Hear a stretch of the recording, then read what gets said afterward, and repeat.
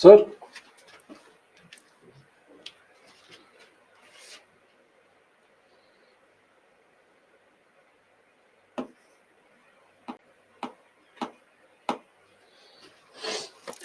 good evening, Rajiv. Good evening, Lakshmi.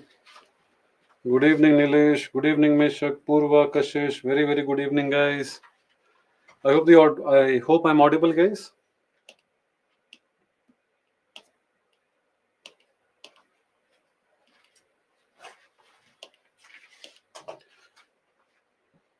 Why there is no. Good morning, Navpreet.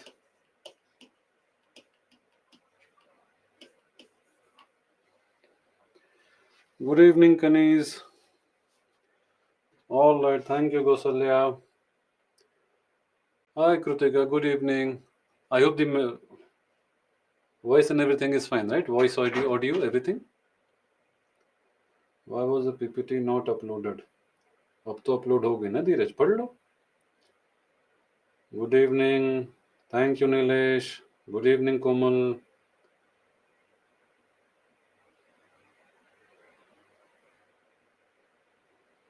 Good evening, Sasi. Good evening, Raja.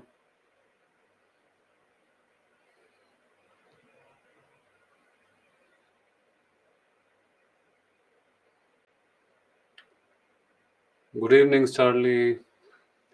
We'll wait for a couple of more minutes, then we'll start, okay? We'll wait for others to join, and then we'll start.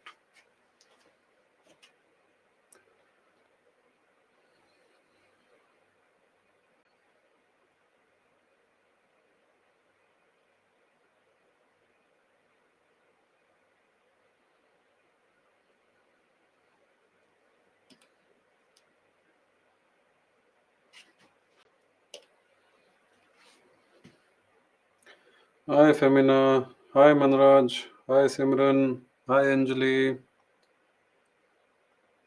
So many topics. Yes, Femina.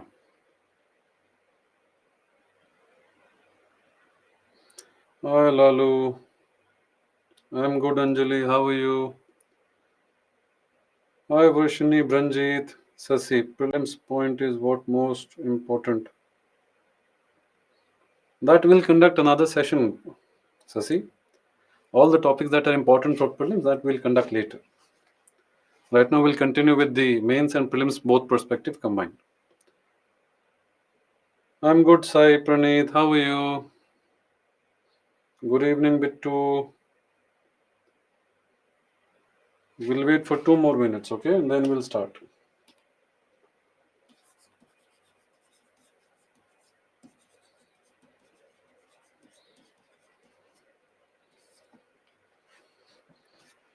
Namaskar, Nandita Brahmachari. What about the PPT, Roshan? Good evening, Radhe. Hello Anushka Aaradhya. मैं बढ़िया. आप कैसे हो? कोलकाता में सब बढ़िया? Will there be webinars for prelims only?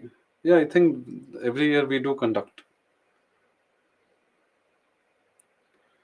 I'm good, Pari. PPT link has been sent, Roshan. Kindly check. Good evening, Shreya. Purva. No, Purva. I don't have any idea about that. Come to Assam in Bihu. ठीक है, आ जाऊंगा. ठीक है राजीव, आ जाएगा मैं.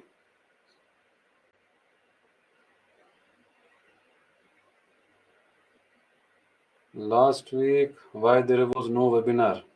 मेरे को क्या पता. Webinar mails are not being sent. Okay. I'll tell the concerned person.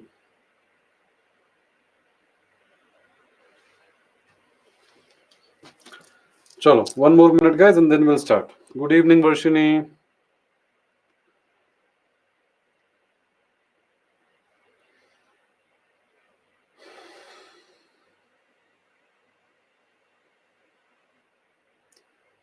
Are you from South India? I'm from India. Is this webinar important for prelims 2024? नहीं, बस भजिया तलने के लिए आए हैं मुस्कान. It is important for 2024. Some topics are relevant.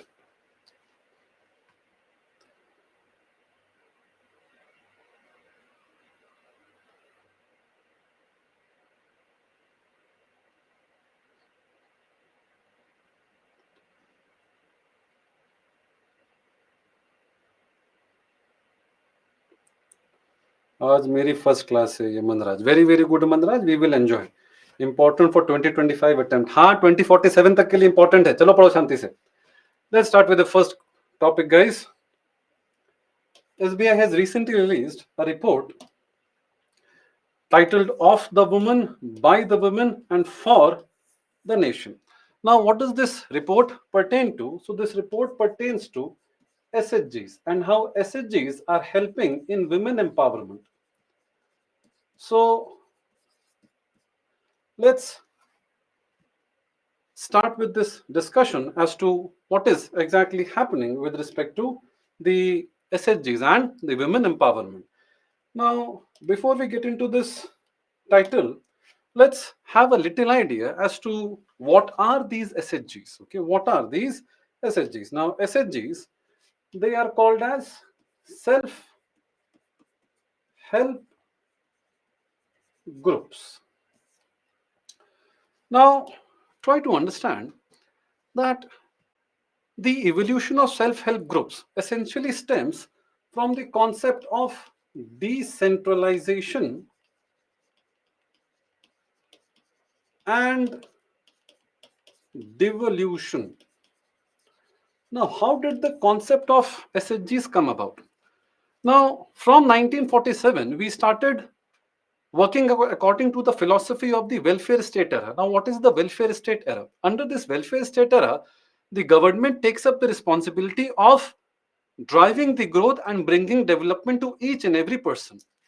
But by 1980s, we realized that such a top-down approach will not help us in bringing the fruits of development to everybody, which is why it is during the 1980s that we see advent of many SHGs.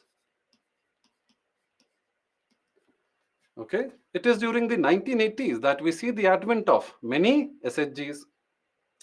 Now, what are these SHGs? What are these SHGs? SHGs essentially aim from the fact that instead of going for a top-down approach in which the government is doing everything, let us meet halfway. Top-down meets bottom approach, and how do the both of them meet? It is through SHGs. Under these SHGs, people come together and they form certain organizations which then are helped by the government and they take it forward.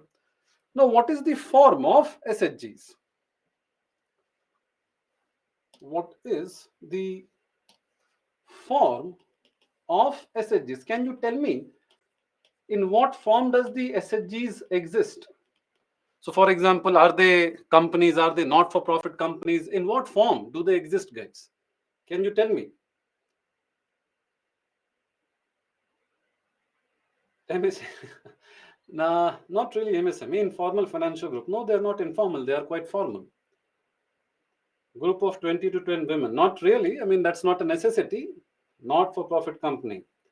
They serve society. Yes, all of that is, all of those jargons are very very fine, public private partnership, etc., but I'm looking for the technical words. For example, you would know that there are multiple types of firms. There are corporates, there are limited liability partnership firms, there are proprietorship firms, there are single person companies. So I'm asking you, in what type do they exist? No, not exactly cooperative society. Let's try to understand, guys.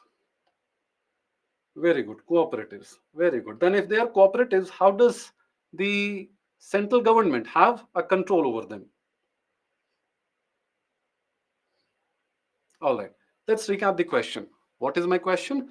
What is the organizational form of SHGs? Corporates, firms, limited liability partnership firms, proprietorship firms, single person company. What is the form of these firms? At the same time, are they cooperatives? Because if they are cooperatives, how does the central government exercise control over them? Because cooperatives is a state subject. I hope you got the question, guys.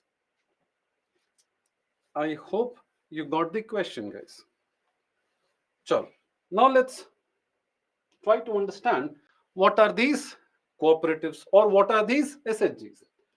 Now see, around 2002 and later in Companies Act 2013, government introduced a concept called as producer companies. Now, what are these producer companies? Now, try to understand that the motto that is written of the people, by the people, and for the nation, this motto is usually of the cooperatives. But the cooperatives are state subject, which means they are not regulated by the central government. They are not regulated by the central government. So the dilemma before the central government was how to bring cooperatives under the central government, how to bring the cooperatives under the central government. And it is in that context that government undertook 97th Amendment Act. Can you tell me what was this 97th Amendment Act? Can you tell me, guys, what was this 97th Amendment Act?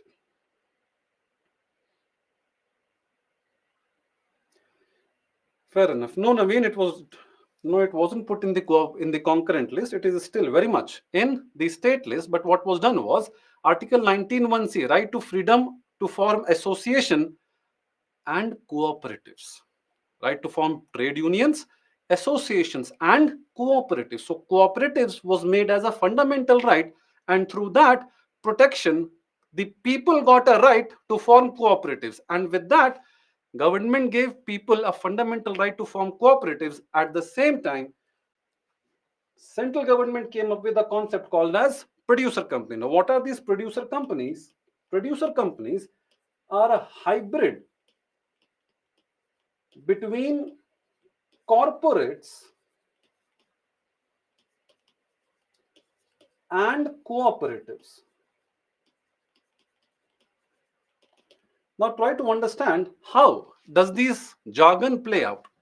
Now, since they are a hybrid between cooperatives and corporates, so for example, if 10 people want to form a cooperative, they want to get all the benefits of the cooperative, but if they register themselves as a cooperative, they will come under the regulation of the state government. But what if those 10 people want to come under central government and want to take benefits from the central government? What can they do?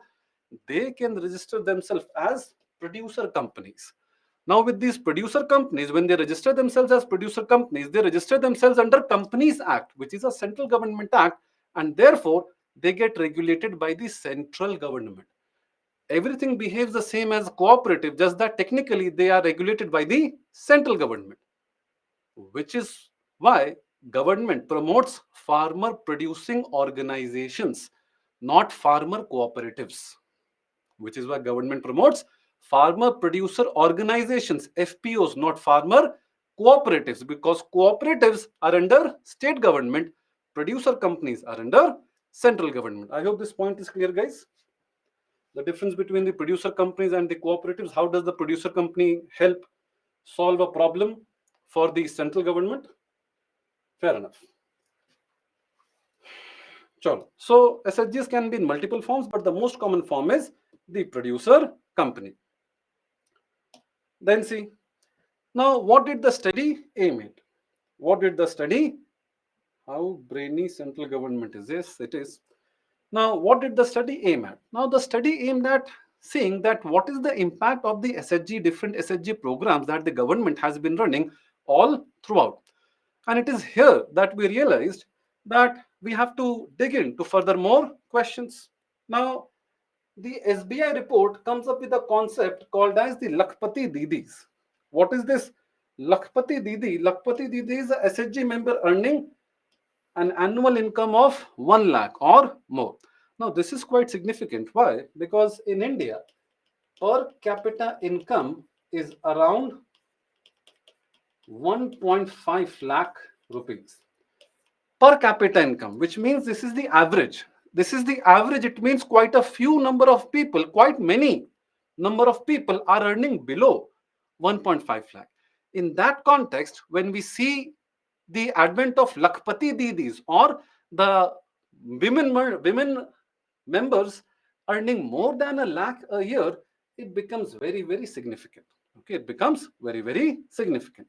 In that context, let's try to understand the various aspects of SHG, like how do they receive funds, what are the steps that have been taken to help SHGs, and what is their performance so far.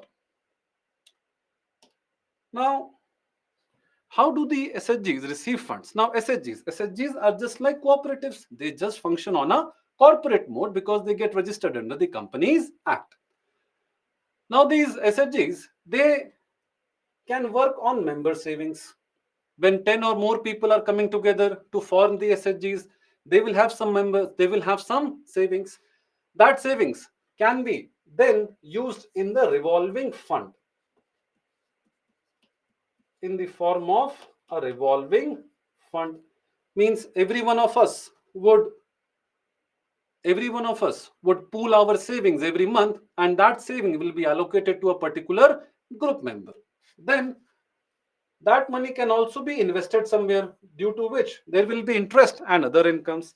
Then community investment fund, and also village organization revolving fund. This is given to the village organization. This is given to the village organization, VOs. But our main aspect has to be with this bank loan, because it is through this bank loan, that SHGs are getting most of their funding requirements. Then see, what are the various steps that have been taken for this? Now, you need to understand that 1991, when we took LPG reforms, these LPG reforms also focused on decentralization. They also focused on decentralization and devolution. In fact, even prior to that, there were talks on decentralization and devolution, because of which, if you would remember, even though 73rd and 74th Amendment Act, when were they passed? 1993, 1994, but they were already under discussion during the time of Rajiv Gandhi, 1987-88. Because this was already in vogue. You need to understand, whenever an idea is being implemented, it is not that the idea came up in 1991. The idea was there since 1980s. It is just that few things culminated and that idea fructified in 1991, but the discussions were already there. The underlying currents were already there. And it is in that context that NABARD, which was set up in 1980s as an all India financial institution. Guys, can you tell me in the comment section what all are the all India financial institutions in India? How many all India financial institutions are there? How many all India financial institutions are there currently? 11, 13, 3. Very good. Very good. So the comment section is clear. आपको नहीं पता है, शांत हो जाइए. Let's see what are the total number of all India financial institutions in India.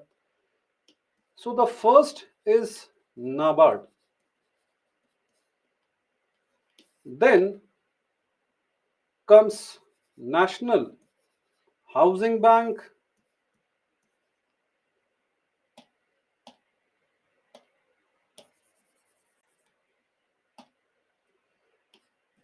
SIDBI,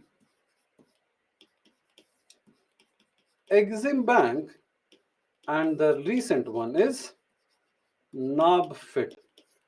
This is for infrastructure, this is for export import, this is for small industry, this is for National Housing Bank, and this is for agriculture. All of these, they came in 1980s, and this one has come up in 2021.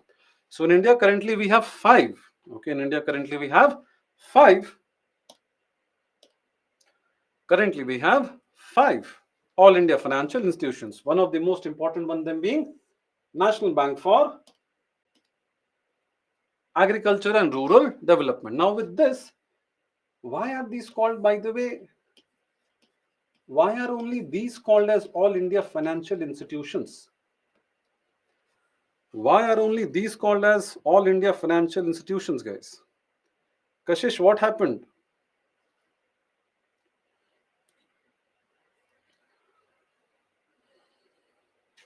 So why are these called as All India Financial Institutions, guys? I'm trying to make the discussion more prelims oriented, guys. Try to cooperate.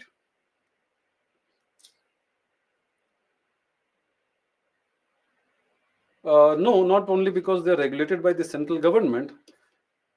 They are called All India Financial Institutions because they can interfere even in those subjects which may be state subject. Certain industries may be only state subject, जैसे agriculture हो गया. Certain industries may only be the state subject. So these institutions, they give loans even to those companies or even to those organizations which would be exclusively regulated by the state government, which would be exclusively regulated by the state government. So this is why they are called All India Financial Institutions, because irrespective of whether the money is to be given for agriculture or some other subject or any cooperative, these organizations will be allowed to give. At the same time, they are refinance institutions. Now, what is refinance institutions? Refinance institution means that they do not give the loan directly to the people. They give loan to the institutions which then give it to the other people. So, for example, if NABARD has to give some loan, it will give it to regional rural bank, it will give to state cooperative bank, it may also give it to some urban cooperative bank, but it will not give directly to the people. This has been done to avoid any confrontation between the center and the state over subjects. Got it till here, guys? Now, it is in this context that we need to understand what is this NABARD and SHG program. Now try to understand, this is SHG bank linkage program. Now in this, what will happen? NABARD. Now in this, what is going to happen is NABARD will finance banks who will finance SHGs. So NABARD is basically linking banks and SHG. That is why the name is also called as SHG Bank Linkage Program. I hope this is clear, guys. So this helps in better financial services to the marginalized people. Does this bank get help from RBI? Not RBI, NABARD. Then see, what are the other things that we have done? So Micro Enterprise Development Program. This is for skill development for matured SHGs. So SHGs are also classified based on whether they have been active for 6 months or more, and what is their track record. Then the SHGs also get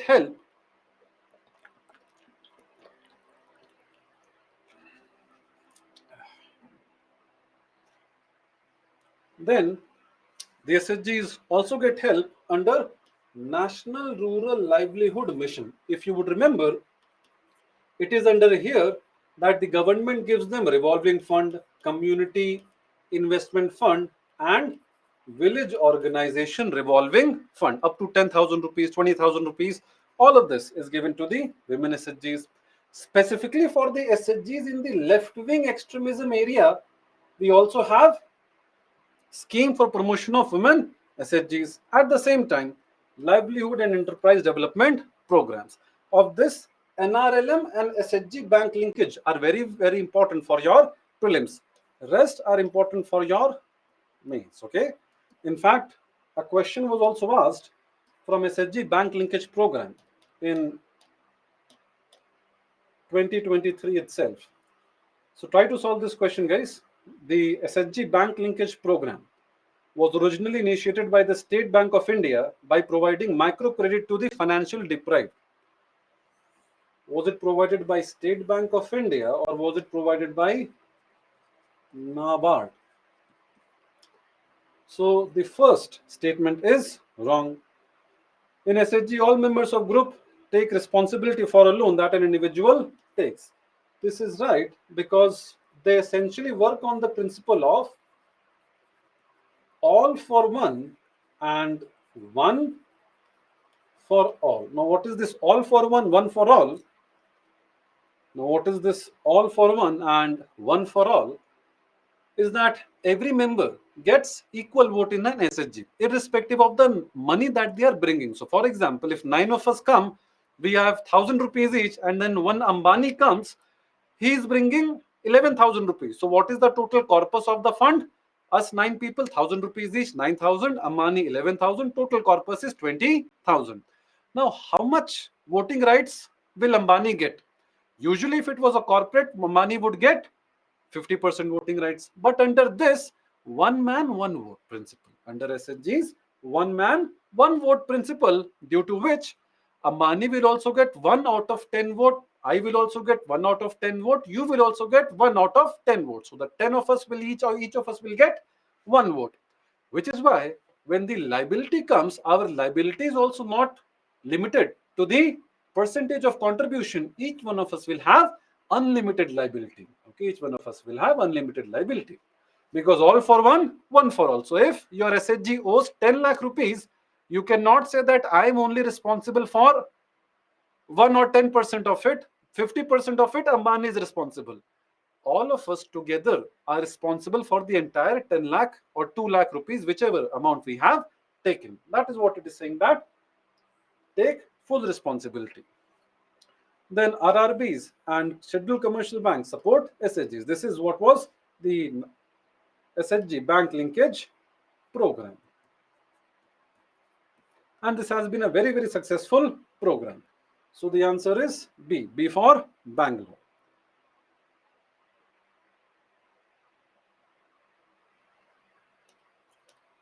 Let's come back. Now, what has been the performance? Now, the performance has majorly been on the 4 parameters. The performance has majorly been on the 4 parameters. One is income growth, income mobility, financial inclusion, and impact on female labor participation. Now, try to understand income growth. We now have, in fact, in the recent 5 odd years, due to the digital payment system,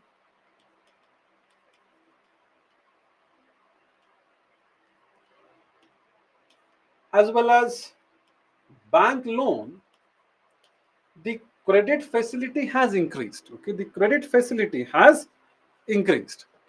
Since the credit facility has increased, that is why income growth has also increased, because most of the SHGs get characterized as later as MSMEs, and then these MSMEs get into the side of production. हाँ फेमिना, मुझे सिखाया नहीं पोल करना इन लोगों ने, मैंने पूछा था बट मुझे बताया नहीं, बोला देहातियों के लिए नहीं है, शांति से पढ़ो, देखो क्या हो रहा है. Next is income mobility. Now, what do we mean by income mobility? See, what does income mobility mean? What does income mobility mean is that how easily the lower income group can move to the higher income groups. How easily lower income group can move to the higher income group. Now tell me, should this income mobility be high or low? Should this income mobility be high or should it be low? Correct. So this income mobility should be as high as possible. In fact, higher the income mobility, it means more people from the lower strata can move to the income levels of the higher income groups. Then let's see, what is financial inclusion? Now try to understand what is this financial inclusion. Now in this financial inclusion, try to understand that currently what is the capitalism that we are operating in. Currently, what is the era of capitalism we are operating in? Currently, we are in the era of financial capitalism. Now, what is this financial capitalism? Now, under financial capitalism, you need to understand that currently we have moved beyond an economy focused on production. Initially, we had an economy focused on trade when there were colonial times. Then the capitalism was focused on production, and now the capitalism is focused on finance. And finance, the argument is that the finance deals with effective allocation of resources from unproductive sectors to productive sectors, which is why financial markets are very, very important for growth of any company or any country. without robust financial markets, we cannot expect a country to grow. And without participation in such markets, we cannot expect an individual to grow. That is why financial inclusion is important, because we need to bring people into the fold of financial market mechanism. I hope the logic is clear. Usually whenever asked about why is financial inclusion important, usually you guys start off with your start off your answer with bank accounts, safety, security. All of that is secondary.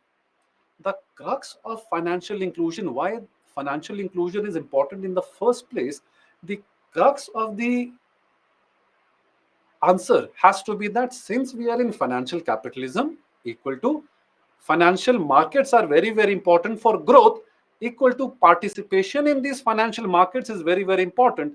That is why it is important for individuals to get included in this financial system, and that is why financial inclusion is important. I hope this is clear, guys. And then with SHGs, with UPI and multiple point of sales, even we have increased with our financial inclusion. And then impact on female labor participation rate, which is very much under the criticism as of recently. But with SHG, it promotes self employment. And if you would remember our last webinar, the PLFS, the annual PLFS that has come, it has indicated that labor force participation rate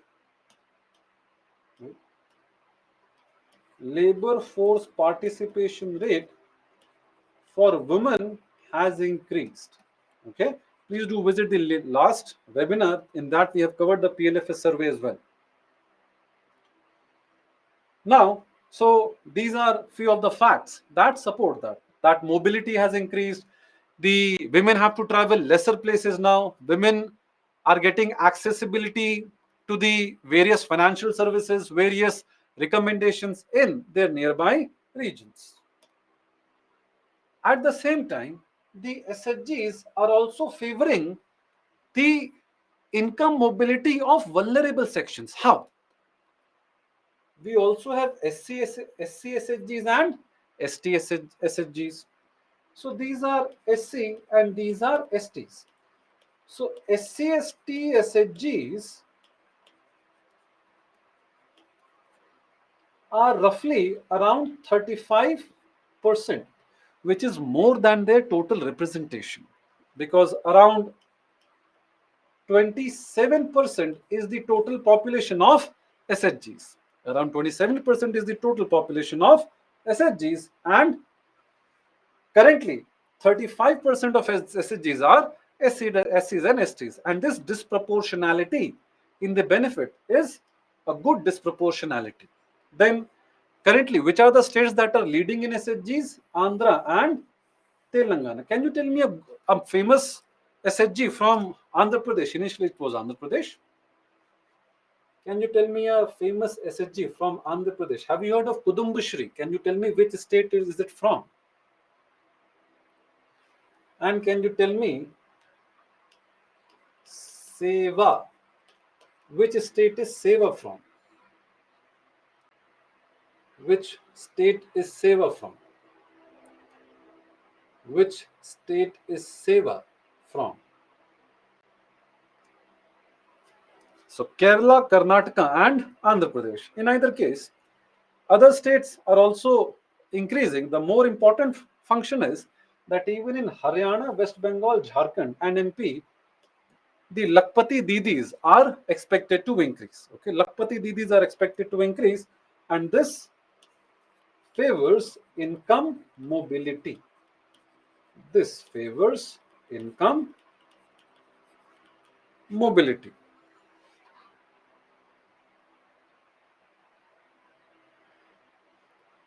They also favor income mobility.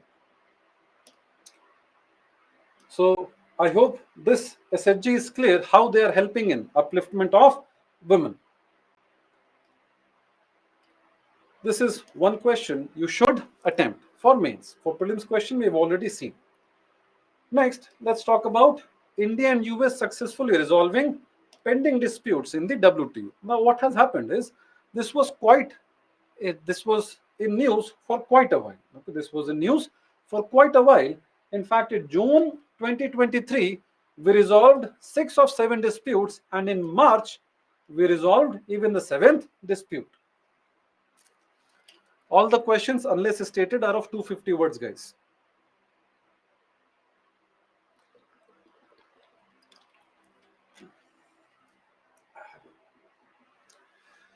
Now, let's try to understand what are these issues. Okay, so all these 7 issues, they essentially pertain in some or the other way to these 3 agreements. Okay, to these 3 agreements. Let us try to understand what are these 3 agreements. So all these 3 agreements, so try to understand what does WTO deal with. WTO wants free trade.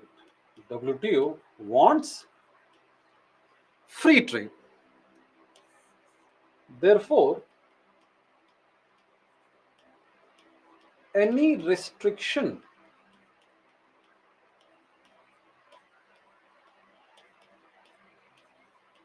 has to be discussed. Now, since WTO promotes free trade, that every country should allow the products of every other country, which is why we also have a most favored nation status. Can you tell me, guys, what is this most favored nation status? Can you tell me what is this most favored nation status? What do we mean by this most favored nation status? Export destination. No, Dinesh. Japan? Eh? No differential treatment. Very, very good. Developed country. No differential treatment. Kirtana. Let's try to understand what is this concept of most favored nation status. Imagine your college days. In your college days, suppose you are a very, very good student. Suppose you are a very, very good student. Since you are a very, very good student, you attend all the classes. You used to go and sit at the first bench and make all the notes. When you were doing this, there was always that one person in the class from whom you used to wish, Maniman, that kabhi to notes मांग लो मेरे से. One fine day, that Shubh Ghadi came. One fine day, that time came. Because that fellow person, whichever is your preference, boy or girl, whichever is your preference, that one fine day, that person comes up to you and they say, I was absent for this class. Can you please give me your notes? What do you say? You want my notes? Yeah. Can you give me my notes? हाँ हाँ. ये लो मेरी notes. ये लो मेरी जायदाद के paper. ये लो मेरा दिल. This is what you did. You were trying to give most favored nation, most favored status, most favored treatment to some one person. But then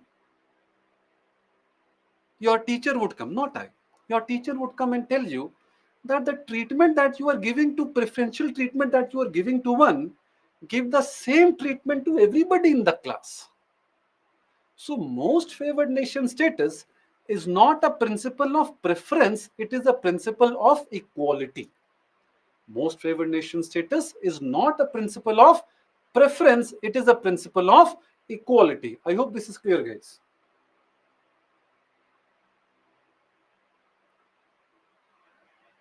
I hope this is clear, guys. Now, try to understand that if everybody has to allow free trade, are there any conditions in which certain countries can be restrictive of the free treatment? Okay, are restricted of this freedom of trade and commerce. Yes, there are certain cases. There are certain cases. And in that context, there are three subsidies or there are three duties that are often asked. One is called as countervailing duty. One is called as anti-dumping duty. You guys are often confused between these two types of duties. Okay, these two are, you're often confused between these two types of duties. Now let's try to understand what do these duties do. Now see, let's try to answer them with a help of a question. Suppose if China is selling earthen pots, diya, in India for lower prices than available in China itself. So is there anything India can do? So what is China trying to do? China is selling earthen pots or diya, earthen lamps, earthen lamps at a lower price. It is essentially picking up all the material from China and it is essentially dumping all that material for a lower price in India. So is there anything that India can do? Yes, India can do. So this is called as dumping. You need to understand dumping does not only mean flooding a particular market. Flooding a particular market plus lower prices than the domestic market. This is the concept of dumping. Okay, dumping does not simply mean flooding the other market. For dumping, two conditions need to be met: flooding the market, at the same time selling it at a lower price than available in the domestic country. And for this, anti-dumping duty can be applied. Under which agreement, guys? Under which agreement will ADD be applied?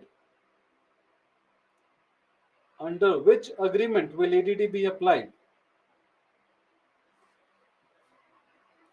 So this will be applied under General Agreement on Trade and Tariffs. Okay, this will be applied under General Agreement for Trade and Tariffs. Let's try to understand the other aspect. What if, yes, very, very good. Starly, Purva, Surya, very, very good.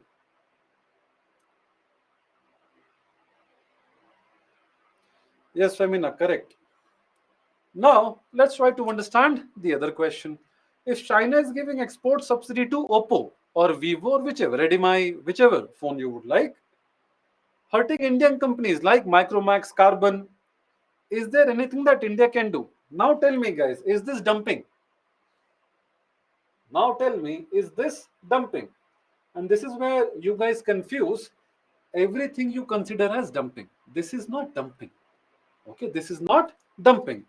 वैसे भी dumping का मतलब तो आप लोग का कोई और ही रहता है, सिंगल लोग आप लोग. Anyway, now what is this essentially happening? Essentially China is giving export subsidy. Essentially, China is giving export subsidy so to prevent such products from coming into your market. You can take some counter steps to protect yourself from such products. How? And that is where comes countervailing duty. Under which agreement, guys? This is under agreement on subsidies and countervailing measures. And this is where you guys confuse. This is not under GAP. Okay, this is not under GAP. This is a very, very predictable question, guys. Even important for prelims till 2047.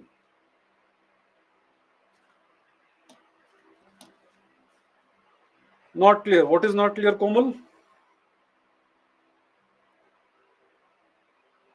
What is not clear, Komal?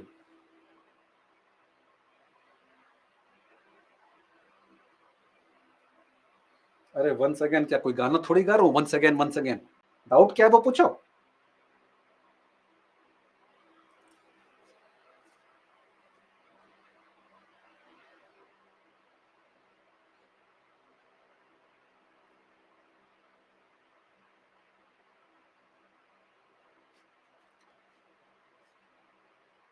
Now, try to understand that what is happening here.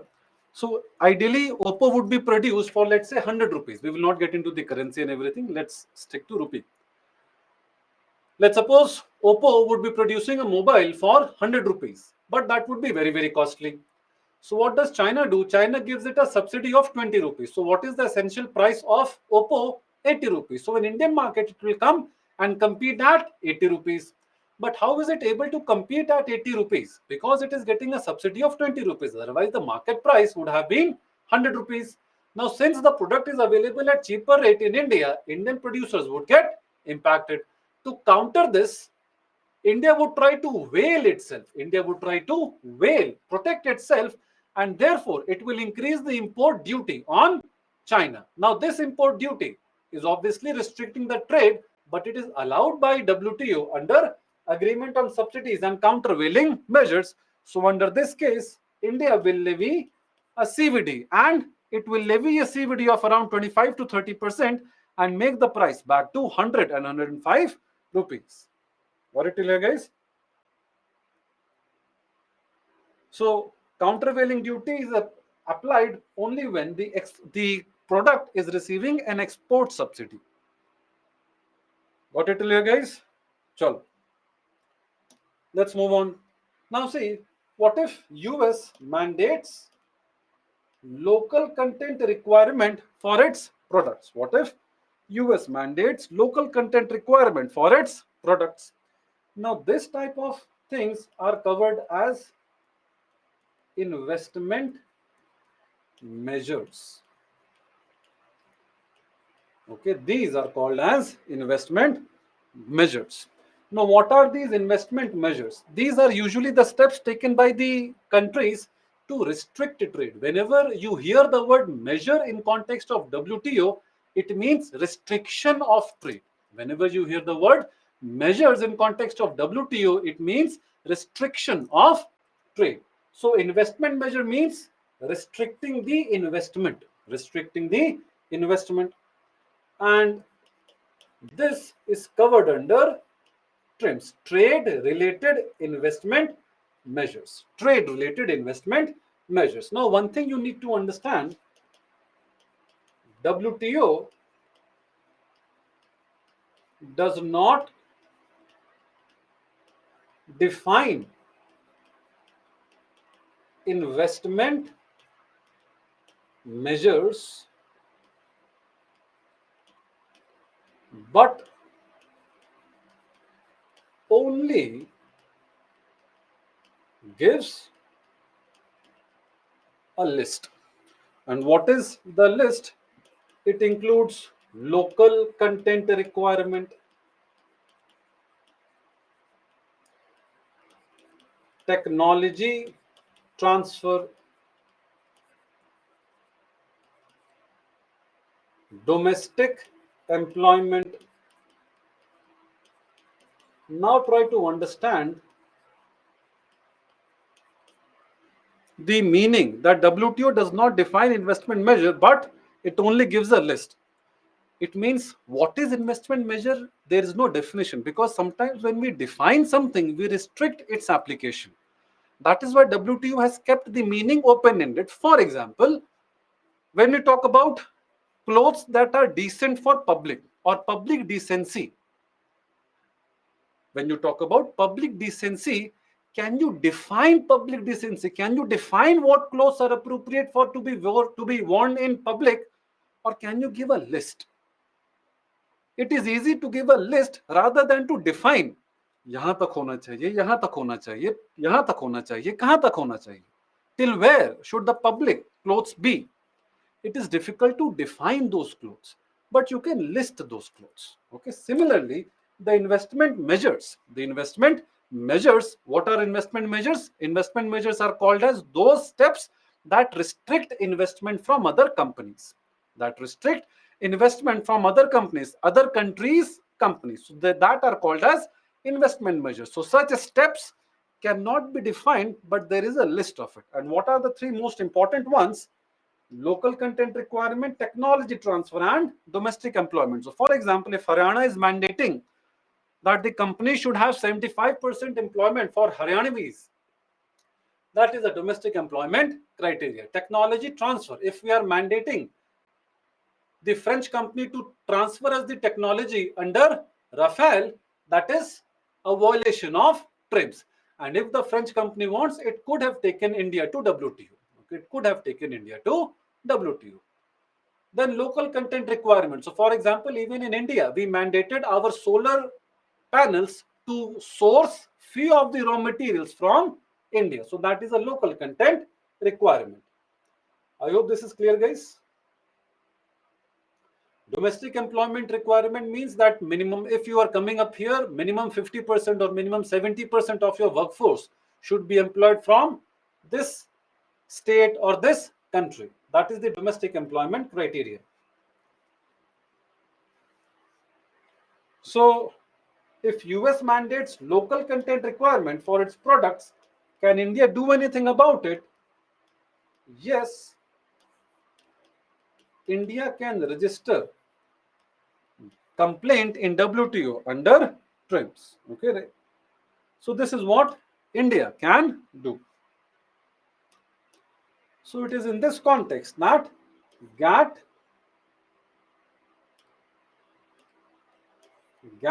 agreement on SCM and TRIPS have always been in the news and dispute between India and the US.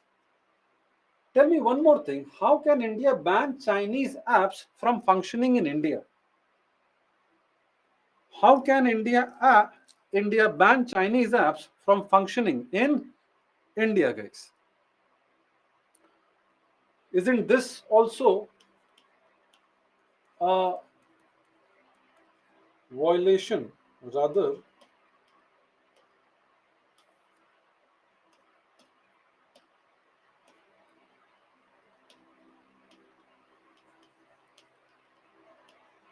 isn't it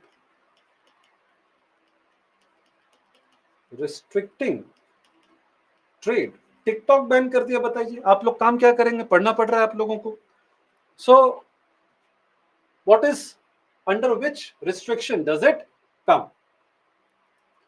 See, you need to know something, that there is a national security clause. National security clause. What is this national security clause? By invoking this national security clause, any country can do away with any of the agreements under WTO. In fact, it is using this WTO that India invoked Pakistan's most favored nation status after Pulwama attacks. After Pulwama attack, India invoked Pakistan's most favored nation status by invoking this national security clause. So first is the national security clause. We invoke the national security clause. Second, TRIPS does not cover services. TRIPS does not cover services. Since TRIPS does not cover services, these apps were anyway services. It only covers goods. So Tesla would be protected, but Amazon, Facebook, all of them do not have protection under TRIPS. I hope this is clear, guys. I hope this is clear till here, guys. Fair enough, guys. So this is how India can ban the Chinese apps. In fact, in 2020, this was a direct question on TRIPS. So in that context, now you don't really need to know all the disputes that happened, but in mains they can ask you to enlist a few. So just go through them. That India had put import duty on poultry. Why did we put import duty on poultry? We said that you are feeding them high antibacteria. Now, as a retaliatory measure, US also stops our poultry exports, and that is why often that is why often whenever the often some or the other place avian influenza news is floated in the media, and as soon as avian influenza news is floated, US puts restrictions on Indian exports, and then the US companies favor. Then this was done in 2018. US invoked the national security clause and it stopped importing steel and aluminium. Then both of them went to WTO for local content requirement. Initially, India had done under its solar mission. Then, when Trump came, many states, US states, also went with local content requirement. Both of them. India took US to WTO, US took India to WTO. First, US took India to WTO, US won. Then India took US to WTO and India won. Then we also had some of these schemes such as merchandise export from India scheme, service export from India scheme, special economic zone. So what does US say? That since India's gross national income is greater than $1,000 for 3 consecutive years, that is why India can't give these subsidies. That is also why in our export policy, one of the pillars is from incentives to remissions. From incentive to remissions. Okay, in our export policy, foreign trade policy 2023. So these are all what has been done. In that context, try to answer this question. Under the local content requirement, certain components should be domestically manufactured. Which is the agreement that covers this, guys? The answer is TRIMS. Then under TRIMS, these measures apply in both goods and services. This does not apply to services. The agreement is applicable to all WTO members and there is no ceiling on quantum of investment. So this is also true because there is no quantitative restriction. Okay, there is no quantitative restriction under TRIMS. So the answer is B for Bangalore. Then, in context of international trade, which of the following conditions make a product eligible for countervailing duty? Option A, when a product has a potential of harming the environment of destination country. It does not deal with environment. In fact, this is the rationale behind the carbon tax by EU.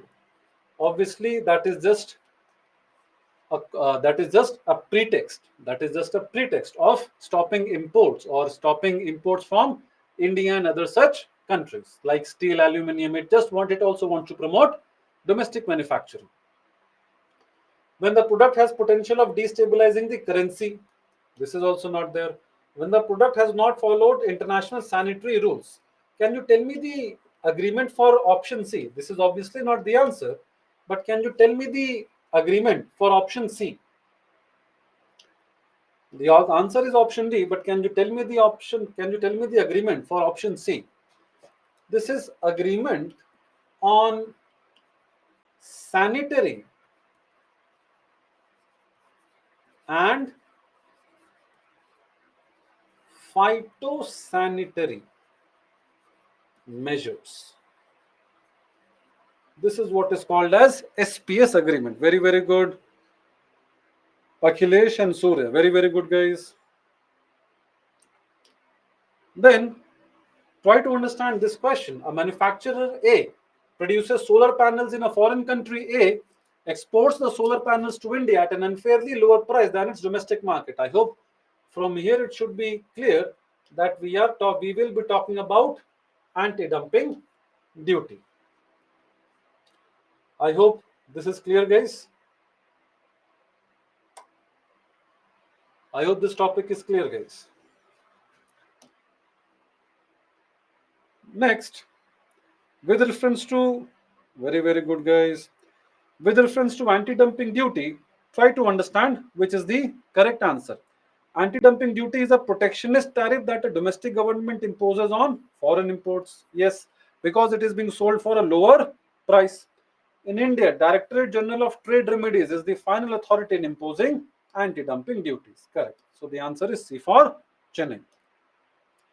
Next, let's try to understand what is this. RBI finalizes omnibus framework for SROs in regulated entities. Few words we need to understand. What do we mean by this term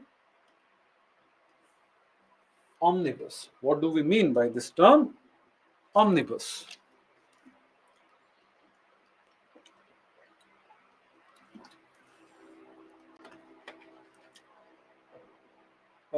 No, Femina, it does not only mean framework, because otherwise the statement would mean RBI finalizes framework.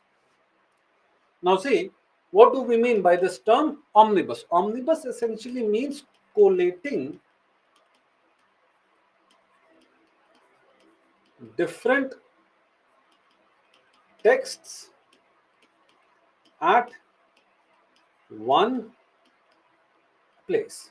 Omnibus means, so essentially the framework collates the different regulations that were there in different RBI circulars at one place. Okay, so and that when all those regulations are collated at one place, that then forms a framework, and that is called as omnibus framework. Then see, few things we need to understand. First of all, what is SRO? Now, SROs are called as self-regulatory organizations. SROs are called as self-regulatory organizations, and these are being brought for fintechs. Okay, these are being brought for fintechs. You need to understand that SROs are non-government organizations. SROs are non-government organizations. Now, these SROs, what do these SROs do? These SROs help in initializing or finalizing code of conduct. Essentially, what happens? They form one more layer between the government regulation, private sector, government regulation, private sector. In between them will come these self-regulatory organizations. So government directly will not regulate these private sector. Government will regulate the SROs, who will then regulate private sector. Why is it done? We will discuss in a while. First, let's look at a few examples of these SROs. So for example, SEBI also does not regulate all the aspects of the financial markets itself. SEBI also has an association of mutual funds in India. Then even RBI, even the RBI has multiple SROs. All these are SROs. Even IRDA has Insurance Brokers Association of India. What are these? All these are SROs. Okay. So these are the regulators who have established, who have had the framework to establish these SROs. I hope you understand what are SROs. I hope you understand what are SROs, guys. Self-regulatory organizations. All right, Femina.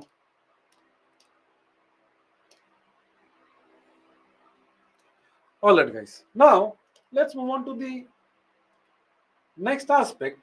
Which sector is this SRO dealing with? This we are bringing for fintechs. Okay, this we are bringing for fintechs. Now, with respect to fintechs, let's try to understand this in context of 3. What is the current trajectory? Why to even go for SROs, and what is the current framework? Now see, fintech sector is posing a lot of challenges. In fact, fintech sector is one of the most rapidly growing sectors. Because what is fintech sector doing? It is bringing finance with technology. What is fintech sector doing? It is bringing finance with technology. Now this fintech sector is into multiple types. It is offering multiple services such as payments, GPay, Paytm. It is providing wealth management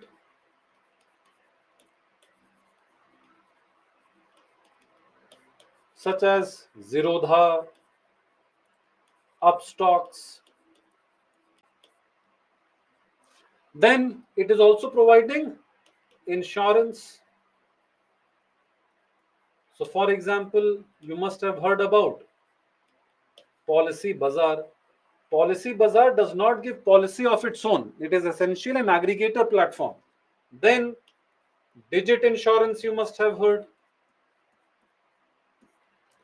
Then they are also coming up in lending. They are also coming up in lending. For example, Slice, Simple.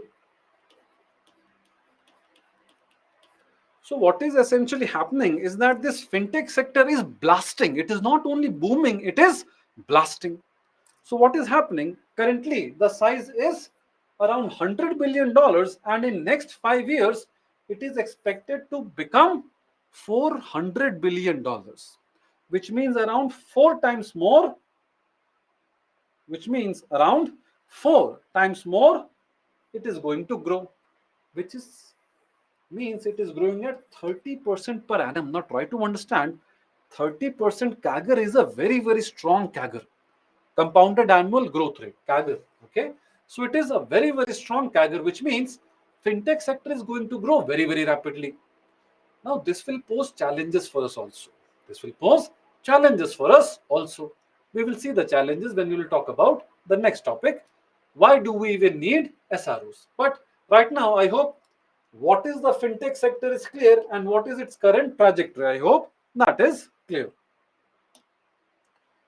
Next, let's try to understand the conceptual framework as to why to even go for SROs. Now, try to understand this conceptual framework, that why would any country go for self-regulating organizations? Why doesn't the government directly regulate these entities, but instead it is going for self-regulation?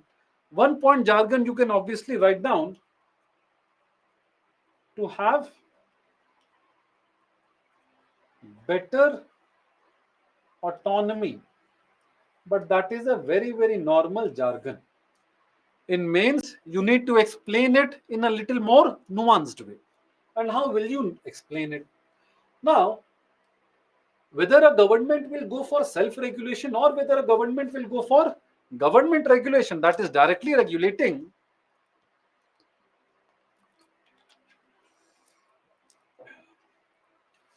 that depends on three factors. What are those three factors? First is externality, monopoly distortions, and degree of asymmetric information. Now, what are externalities? Externalities are how the externalities are how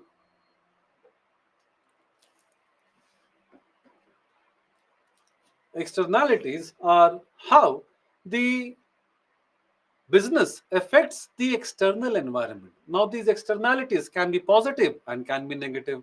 For example, a recycling product or a recycling plant will have a positive externality. It will affect the external environment positively. At the same time, a coal power plant will affect the external environment negatively. Can you tell me that fintech sector, when somebody is going and giving credit, will it have a positive impact on the lives of people and the external aspects, or will it have a negative impact? Will it have more negative impact or will it have more positive impact, guys? Correct, it will have more positive impact. So fintech sector has femina, yes, both तो सब में ही होगा, but then more or less भी तो होगा.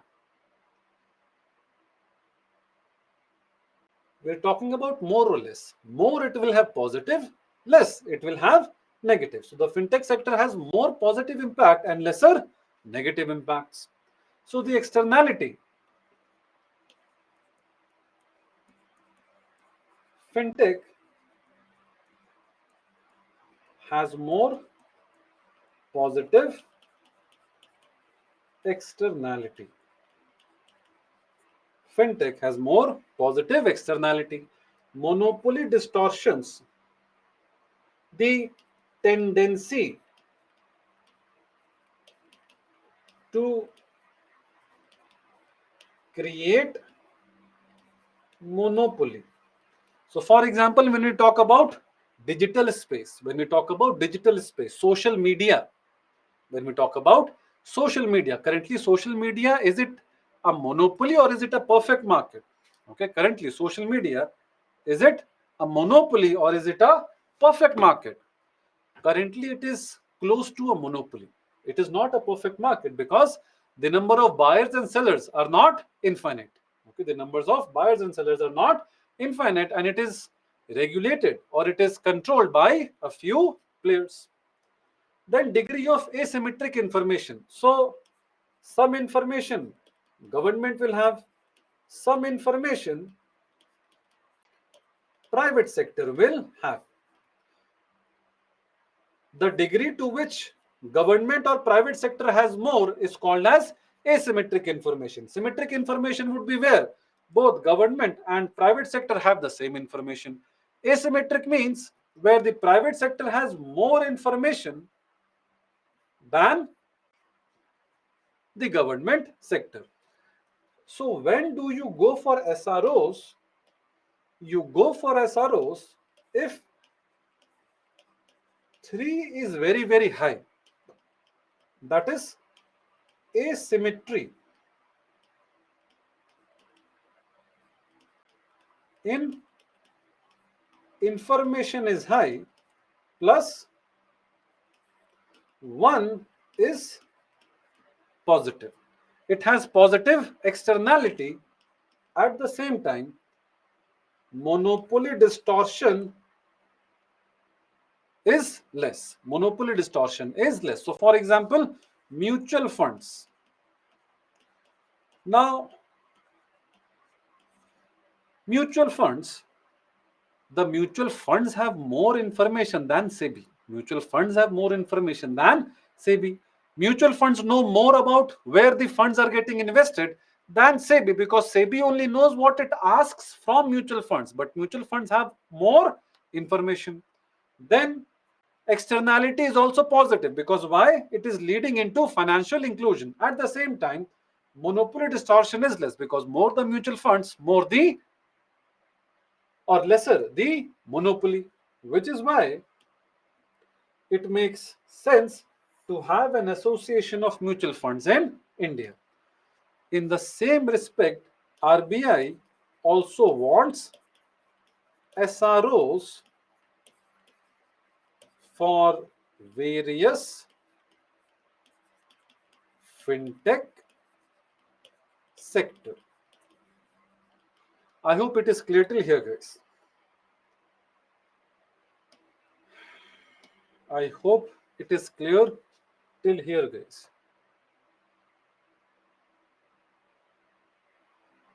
सो गए ठीक है चलो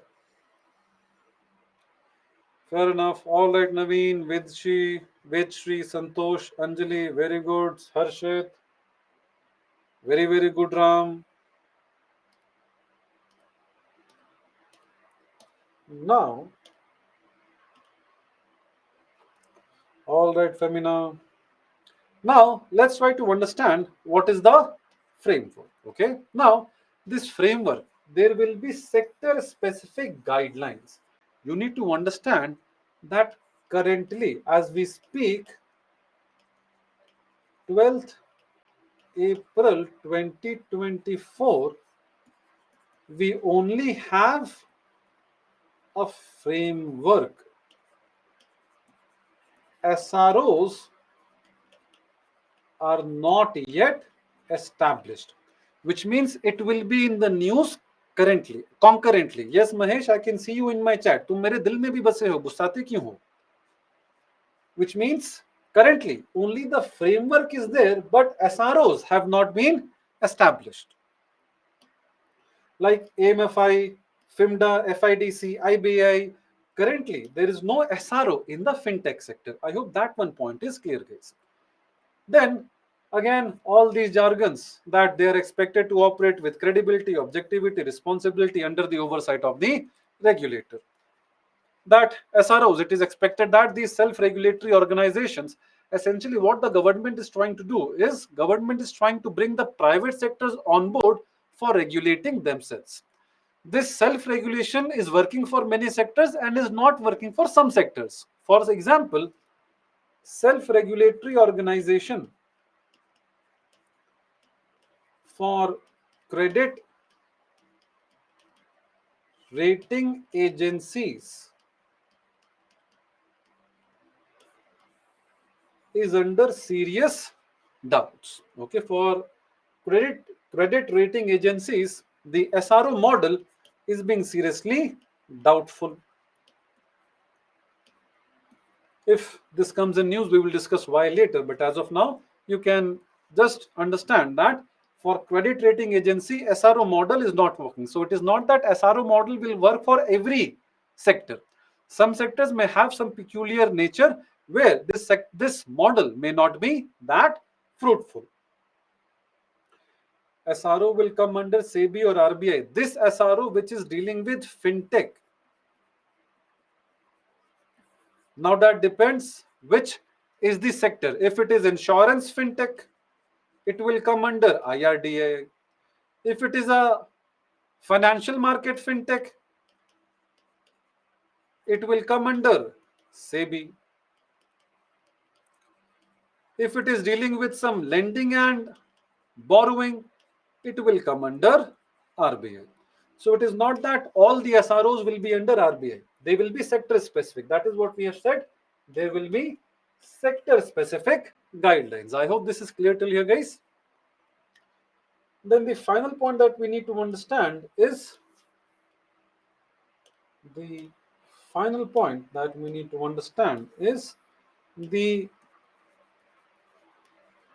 advantages of self-regulatory organizations, SROs. Again, the same jargons you can simply write: enhanced regulatory compliance, because now the SROs are expected to know more about the industry than the government. SROs are expected to know more about the industry and its complications, so they will issue a code of conduct accordingly. Reduce regulatory burden. RBI, SEBI, they are already overburdened, so their burden will be reduced. Then tailored regulation. RBI may not have that much nuance about technology because fintech is bringing technology in finance. RBI knows about finance, लेकिन technology में डब्बा गोल हो सकता है. Technology it might not know much, which is why when we bring both together, self-regulation becomes a better way forward. And then innovation and growth. Since the people themselves would know technology better, that is why they can regulate the sector better. These are all the jargons that you need to write if at all it is asked in mains. No, Santosh, everything will take more time to resolve conflict. That is why SROs will resolve conflict amongst themselves. If at all there is a conflict, तो लड़ाई हो गई है, क्या कर सकते हैं? चिंता मत करो तुम. It will not take more time, okay? Now, you also have a mains question. Discuss the need for self-regulating organizations in the fintech space. Do try to attempt this question. Next topic. Recently, what has happened is Ministry of I&B has come up with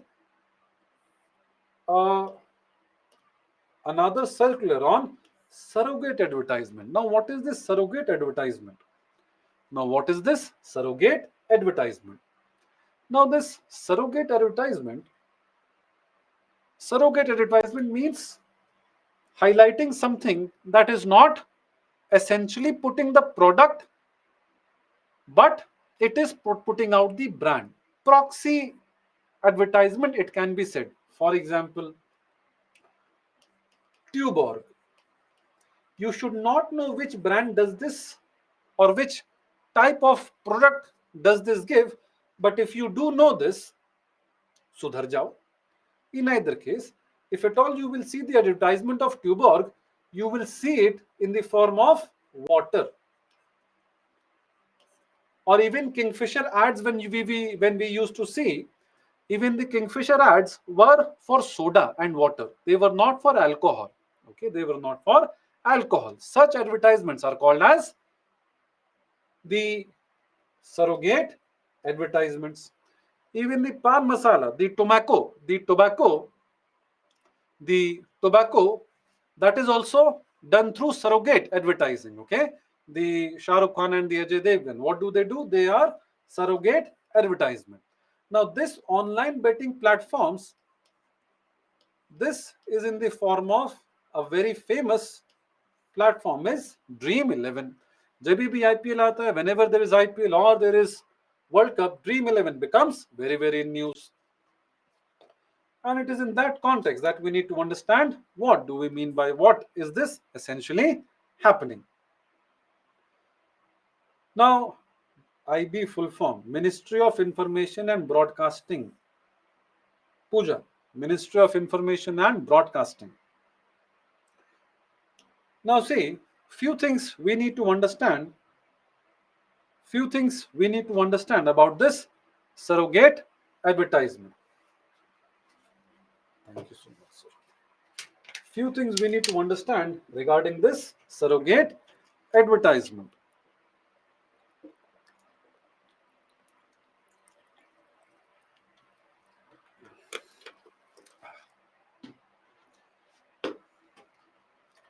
See, this topic is important for your prelims for this year as well. So please pay a little attention. Now, what are the key highlights that has happened? Now, influencers have to refrain from such marketing. Okay, influencers have to refrain from such marketing. Influencers have to refrain from such marketing. Then, online advertisement, there has to be advisories issued. At the same time, non-compliance may result in proceedings under the Consumer Protection Act. What it tell you guys? These are regular circular that has been passed. What we need to know is what have been the previous steps that have been taken and what is the legal provision regarding online betting and gambling. Okay, that is the next topic. Now, in 2021, post pandemic, the government came up with such circular. This is also the time when there were many things which were promoting children to participate in online betting and gambling. There were certain games, I think Blue Whale game, which was even promoting people to commit suicide, which was promoting people to commit suicides. Then IT Act Section 79. This is very, very important. This is very, very important. All right, Meghna, I will tell them to contact you. Now, IT Act Section 79. What does this say? This says that if at all any platform has advertised such online betting, if at all such platform has advertised such betting or such company, it needs to bring that content down as soon as possible. Okay, it needs to bring down that content as soon as possible.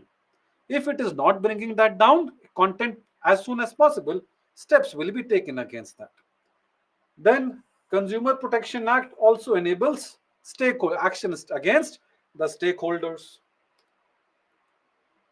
Then see legal provisions. Now try to understand that betting and gambling is a state subject. This is a very, very important part, which is why in Goa it is allowed, but in a state like Tamil Nadu or others, it is not allowed. Which is why online domain is a more complex domain. Because with online domain, a person sitting in Goa as well as in Tamil Nadu can, excuse me, as well as in Tamil Nadu can participate in this betting and gambling. Then, due to this, there are also certain central laws that govern gambling income. You need to understand that it is governing income from gambling. It is not governing gambling itself. So, for example, there would be some person that would be conducting the gambling and there would be some person participating in the gambling. Whether that participation is allowed or not, who will govern that? State. But the income that an individual gets from that gambling, who will govern that? Center under these laws. I hope this point is clear, guys. And then Finance Ministry also imposes GST on such aspects. Try to answer this question, guys. This is the 7th prelims oriented question for the day. This is the 7th prelims oriented question for the day. Subject of gambling falls under state list. Okay. By the way, if it falls under state list, how is government, central government, able to come up with an act? If it falls under state list, how is the central government trying to able to come up with an act? It is because it is taxing on income plus forex, which are central subjects. So 1 is wrong. So clearly the answer is 2. All right. 1 second. So this is wrong. This is state list. We have to see which are incorrect.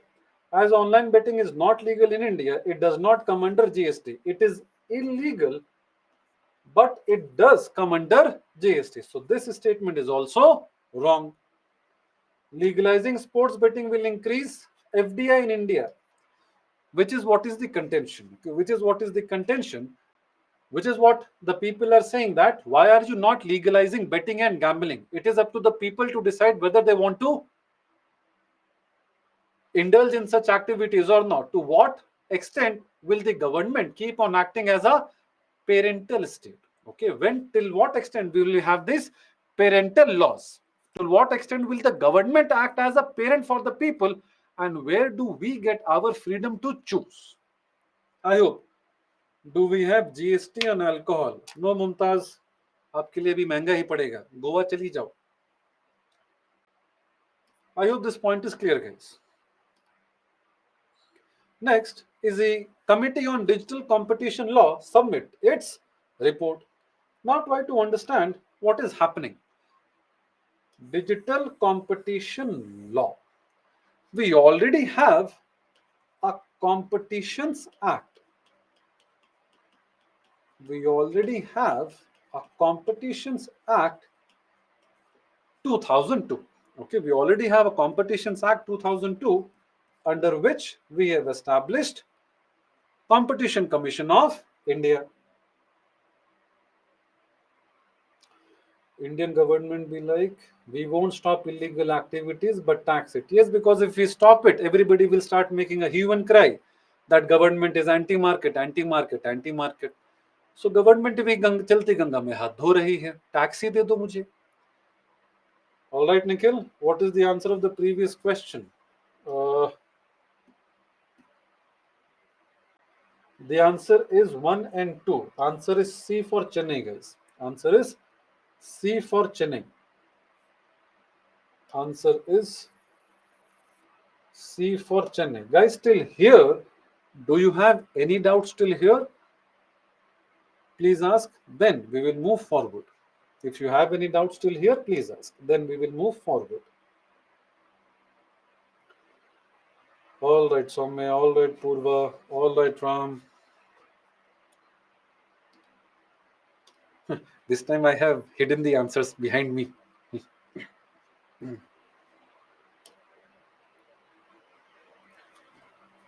Once again, explain the third point. पता है इसमें क्या समझना है? Legalizing sports betting, if you will legalize Dream 11, more such platforms will come and more such FDI will come into India. If more people are participating, more people would want to invest in such companies and more foreign direct investment would come in India Femina. All right.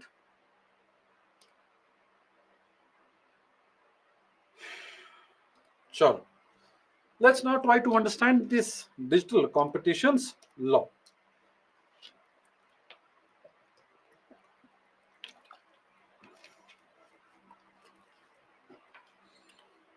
Still we can see the answer.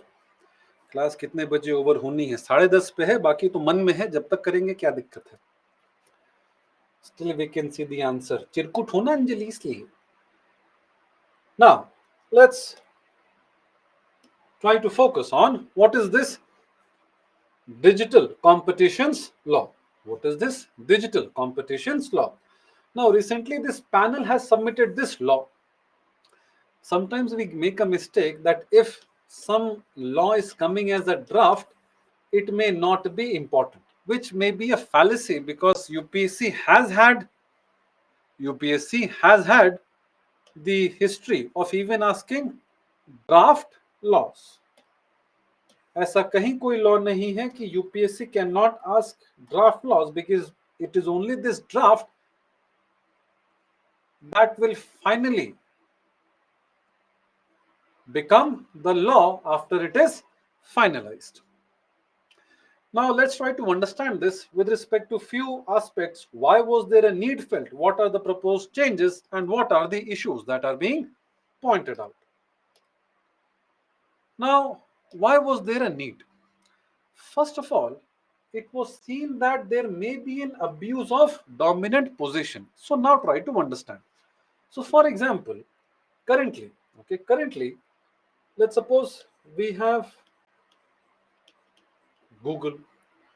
Google has a Play Store. Google has a Play Store in which it has all the apps. Recently, if you would have heard, Google removed few of the apps. Google removed few of the apps. Now, since Google removed these apps literally had nowhere else to go but to Google to enlist, to get themselves enlist again. Now, what is the question that is being asked is that why are these companies not allowing third party applications? Why will on Android is a OS, operating system on Android, why only Google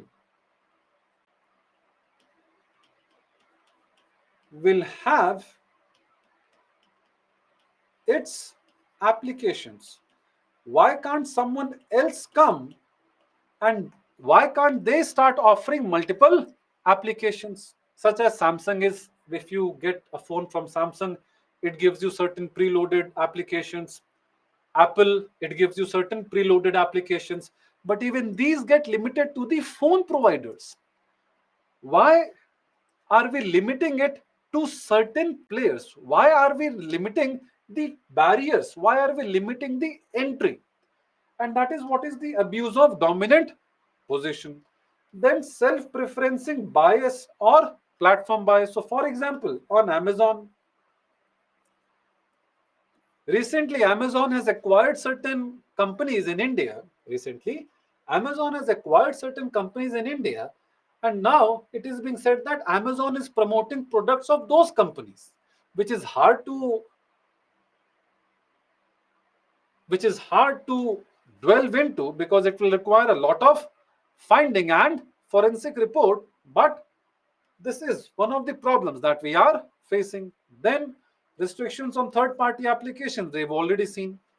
Bundling and tying. So for example, if you have to purchase Microsoft, you need to purchase the entire Microsoft. If you want only PowerPoint, etc., Excel, there is no such package. because they bundle all their package and they tie everything together. They are bundling and tying everything together. Anti-steering. Anti-steering means not allowing users to migrate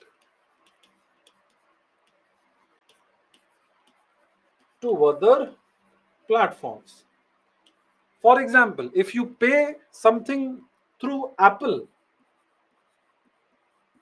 if you want to pay something through iPhone, if you want to make any in-app purchases, you can only make it through Apple. And then Apple charges commission to the company. You cannot pay directly to the company, to the third party. You have to make the payment through Apple.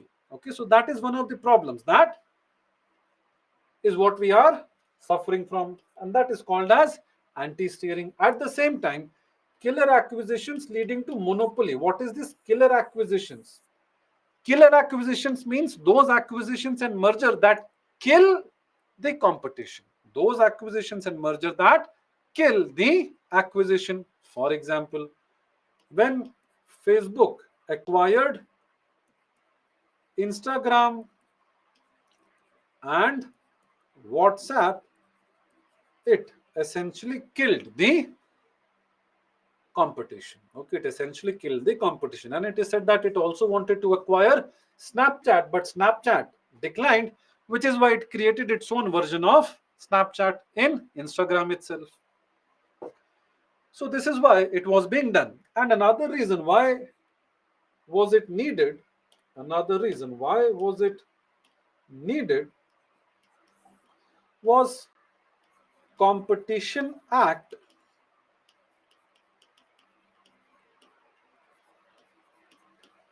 is ex post framework. Ex post framework means it is reactive. It comes into effect when an event has already happened. It comes into event when an event has already happened, but we want ex ante framework. What is this ex ante? Proactive, which means it should come into play before, even before an event has happened. Okay, so this is a proactive, this is a preventive measure. This is a reactive measure. Ex post is reactive, ex ante is preventive measure. All right, so this is why there is a need for the digital law. Then let's see what are the proposed changes. Now, the most important proposed change is with respect to the SSDs. Okay, is with respect to the SSDEs, systematically significant enterprises. These are those which have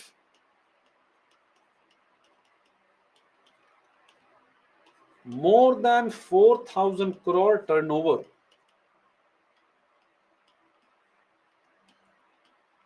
in India.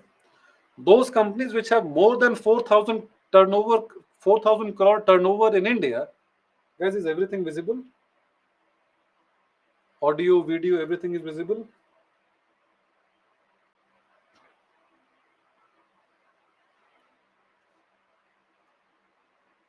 All right, guys. So, what are these SSDEs? These are those companies which are giants, which are all right. Thank you so much, guys. Thank you so much. These are those giants which are having more than 4,000 crore turnover in India, which are having more than 4,000 crore turnover in India, like Amazon, Facebook, Google, Microsoft, etc. Okay, all of these would be categorized as SSDs. Not only foreign firms, but even domestic firms can also be categorized as SSDs.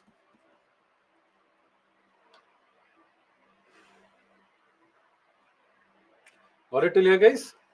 So when a company will get categorized as SSDE, it will come under certain compliances. Okay, it will come under certain compliances, as well as a company may have some sub company which may also have a monopoly. For example, for Google Pay may also act as a monopoly. So such they will be designated as associate digital enterprises. Okay, they will be designated as associate digital enterprises. And the panel will then suggest which has to be categorized as SSD and AD. All right. And penalties can be imposed up to 10% of their worldwide revenue. Then what are the issues? Now the issues that are being pointed out, one is being told that it will stifle innovation. How? Because when the SSDE, the SSDE will be under scrutiny irrespective of whether it has done something wrong or not. Irrespective of whether it has done something wrong or not. Why? Because it is ex ante. Because the provisions are ex ante, not ex post framework. Got it here, guys?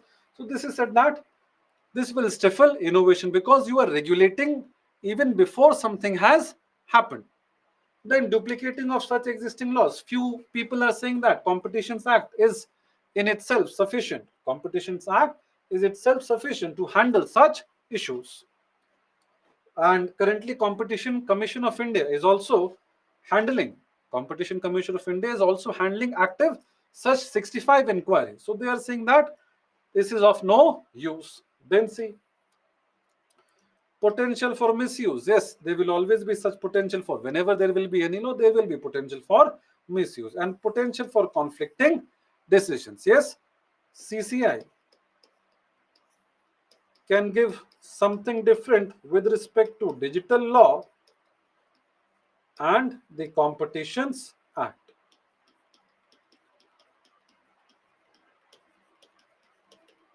This is the issue, guys. Then do try to attempt this question. This comment on the need for a separate digital competitions law. Then unicorns to add 1 trillion to economy by 2030 and generate 50 million jobs. This is CII study. Let's try to understand few of the things. Now, what is a unicorn? Okay, few important things we need to know about this topic. First of all is what is a unicorn? A unicorn is a privately owned firm with a market capitalization, that is valuation, of more than 1 billion. Now try to understand, valuation does not mean cash or profit with company. So for example, if there are 3 people, this is Chiranjeevi, this is Allu Arjun, and this is Ramcharan. They have opened up a company. Okay, they have opened up a company, and each one of them has 10 shares. Each one of them has 10 shares. Now they raise 100 rupees by issuing new 5 shares to Rajnikant.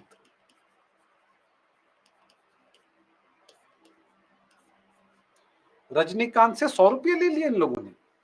So 2 questions. Total cash with the company. What is the total cash with the company and what is the MCAP or market capitalization or valuation? Or valuation, guys. I hope you understand that the total cash with the company is rupees 100, but total valuation rupees 100 by 5 equal to rupees 20. So 20 is the value of each share. And what is the total number of shares?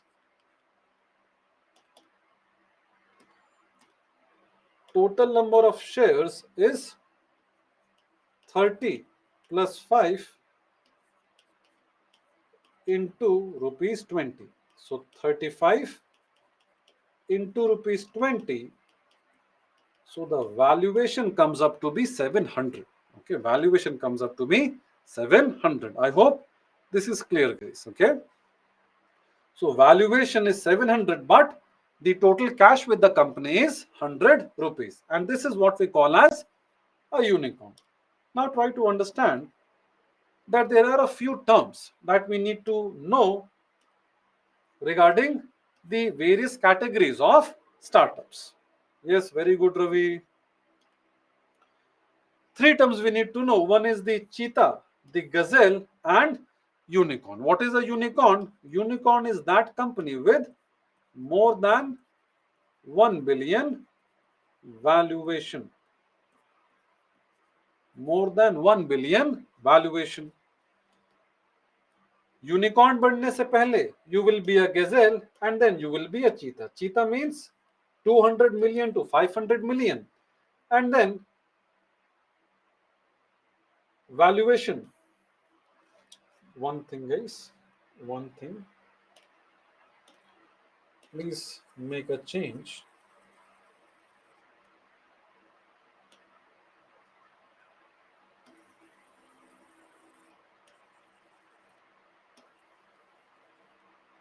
A cheetah is between 500 million to 1 billion, plus it is expected to become a unicorn within 2 years. This is between 200 million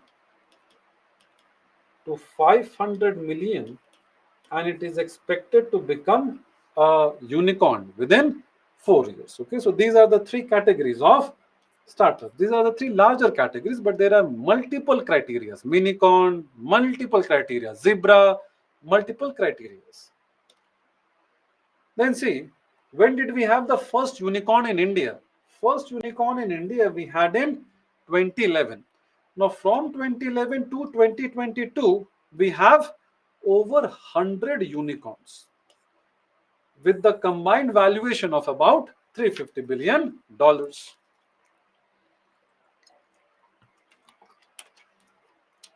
Which shows we have what are the outcomes of Unicorn 1.0. Now try to understand that India is home to 20 times more startups in 2015. So this means that the startup culture is improving in India. Okay, startup culture is improving in India. So the progress of the first phase, which is called as Unicorn 1.0, is that it has started up a unicorn culture. Then in sunrise sectors, especially manufacturing, startups are really coming in. Startups are really coming in. Then India's 100 plus startups are now contributing around 15% to the GDP, which is a very good percentage. Then in the last few years, around 20 to 25% employment has been created by unicorns, which means they are adding to GDP, they are adding to employment. At the same time, they are also adding to sunrise sectors. Plus, they are bringing an entrepreneurship culture. They are bringing an entrepreneurship culture. All right. So this is the progress from 2011 to 2022. But in the last 2 years, quite a few startups are struggling. Let's try to understand why are these startups struggling? Why is there a problem in the current startup ecosystem? The first and foremost has been this funding winter. Now, what is this funding winter? Lack of investments. Okay, this is lack of investments. And why is this happening? So, from 2020 to 2022, May 2022,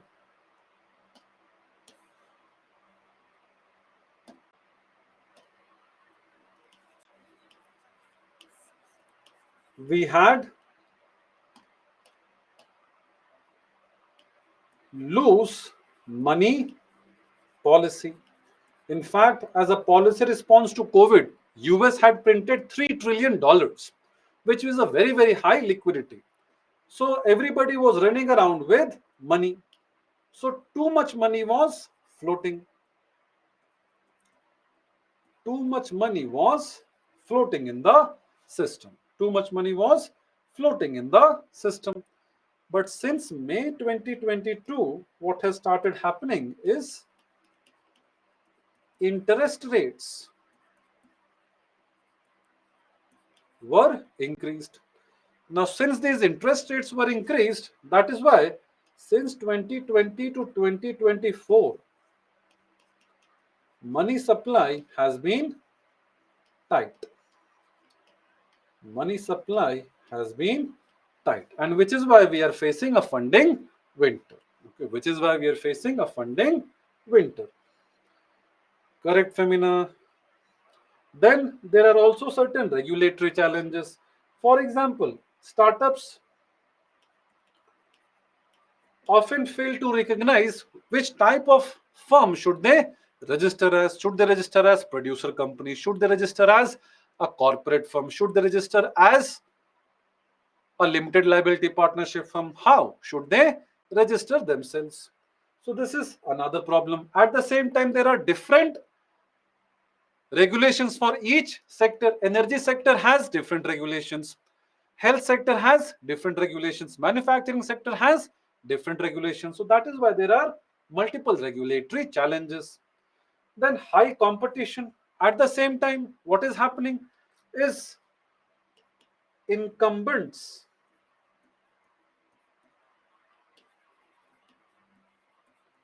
are also fighting back.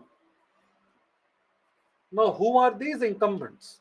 Incumbents means Tata's, Reliance, those who already exist. Okay, those who already exist, they are also fighting back. Infrastructure challenges, they always remain, and this infrastructure is also with respect to the digital plus physical.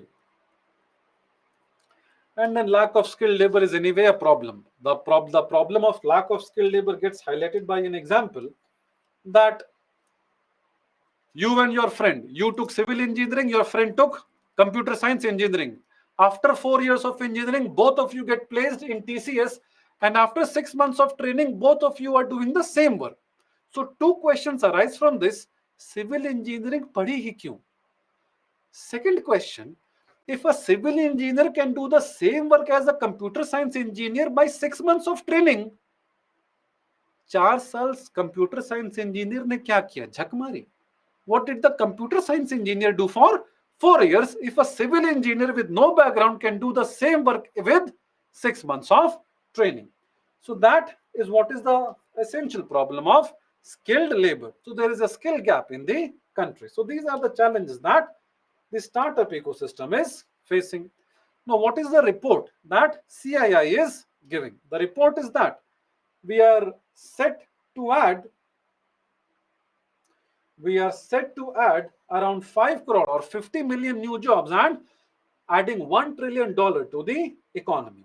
$1 trillion to the economy. Then, of these 50 million, 4 to 5 million direct jobs, 9 to 10 million gig workers, and 35 to 40 million indirect jobs. So, most of the jobs are going to be indirect jobs.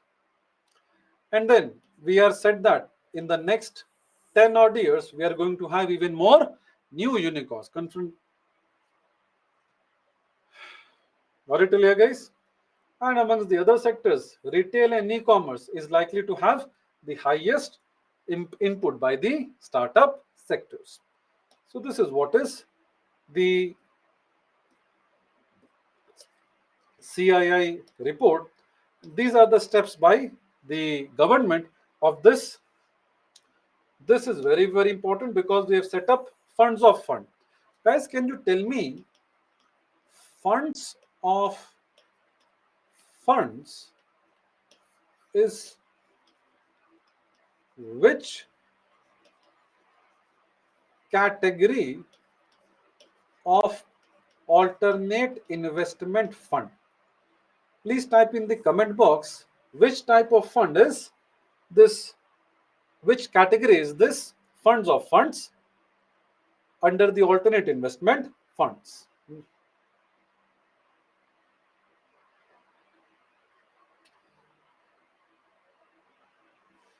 So alternate investment funds are of two types: category 1, category 2, category 3. Funds of funds are category 2. Here comes angel investors and also venture capitalist firms. Do Google this, guys. They are often in news. And these are what we call as hedge funds. So these are few of the schemes that we have taken. Do go through them. These are very, very important schemes. Sometimes you may be asked to enlist these schemes. Now, let's try to answer this question. With reference to the startups in India, consider the following statements. Among the Indian states, so Maharashtra is leading, okay? Maharashtra is leading, not Karnataka. Maharashtra is leading, not Karnataka. Then, so this is a wrong statement. Unicorn is a term given to the startup company whose annual, not annual profit, but rather valuation. Under Startup India, there is no direct fund allocation from union government to state governments. This is correct because under this fund of fund, they will give to some intermediary. This intermediary may be SIDBI or any other intermediary, and then they will give to the companies. So state governments are not getting any direct fund allocation. So the answer is C for Chennai. Then what are these? Shadow entrepreneurs. Now these shadow entrepreneurs are those who have started their own businesses. So for example, you may be giving video editing, you may be indulging in some content creation write-ups, but you are not registered, you have not registered yourself with the government. So you are doing something legitimate, but you are not paying taxes on it. Okay, but you are not paying taxes on it. You are not paying taxes on it. All right. So let's try to understand that. They're optimistic individuals.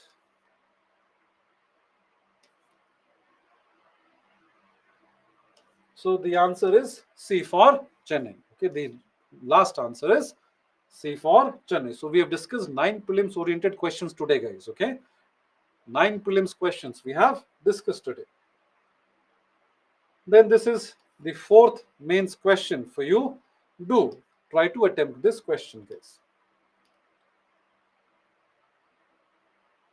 Then Ministry of Heavy Industries announces electric mobility promotion scheme. Now try to understand that what is this scheme about.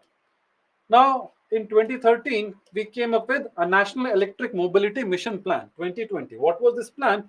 We thought that we will achieve national fuel security by going for electric mobility. It is in that context when the new government comes in 2014, they come up with FAME scheme. FAME 1. FAME 1. FAME 1 ends in 31st March, and on 1st April 2019 to 31st March 2024, we had FAME 2. Please note that FAME 2 was applicable for electric buses. Now this FAME 2 is going to be replaced by EMPS 2024. Okay, this FAME 2 is going to be replaced by EMPS 2024. Now, what were the achievements? Do go through this. This will help you in your mains. You may read them from the PPT. They are simply they're simply certain facts. You don't need to remember all these facts. Rough facts, if you remember, that is fine. One thing you need to understand, although, is about this original equipment manufacturers. Now, whether it be FAME or whether it be the recent scheme, EMPS, Electric Mobility Promotion Scheme, they do not give subsidy to consumer directly. They do not give subsidy to consumer directly, just like fertilizer subsidy, okay? Rather, they give it to original equipment manufacturer. Rather, they give it to the original manufacturer and original equipment manufacturers. I hope this is clear, guys. Then, what is the scheme? This is scheme. It envisages that early market creation through incentive and in-house technology development. All these jargons, you don't need to know what is the total amount that is allocated. This is just to you know that this scheme is not valid for eternity. Even this scheme has a sunset clause. Apparently government is also into situationships, so this scheme is also has a sunset clause, and it is valid only till 31st July 2024. So that is why the amount is very, very low. The other thing you need to know is which ministry has come up with this. Ministry of Heavy Industries. Okay, Ministry of Heavy Industries. Please remember, it is not Ministry of Renewable Energy Resources. Okay, it is not Ministry of Renewable Energy Resources. Neither it is Ministry of Road and Transport Highway. Neither it is Road and Transport Highway, not Ministry of Renewable Energy Resources. It is Heavy Industry Ministry. And the important point that you need to know is that the scheme does not cover four-wheelers and e-buses. This is a very, very important aspect. So 3 points you should know. First, it is paid to the company, not the consumer. Second, Ministry of Heavy Industry. And third point you need to know regarding this scheme is that four-wheelers and electric buses are not covered. Okay, this can be a possible prelims question. You can also attempt a mains question. A mains question was also given regarding this in 2019. You can try to attempt that question. This brings us to the end of today's discussion, guys. If you have any doubts, Let us see if you have any doubts. Please ask through if you have any doubts, guys.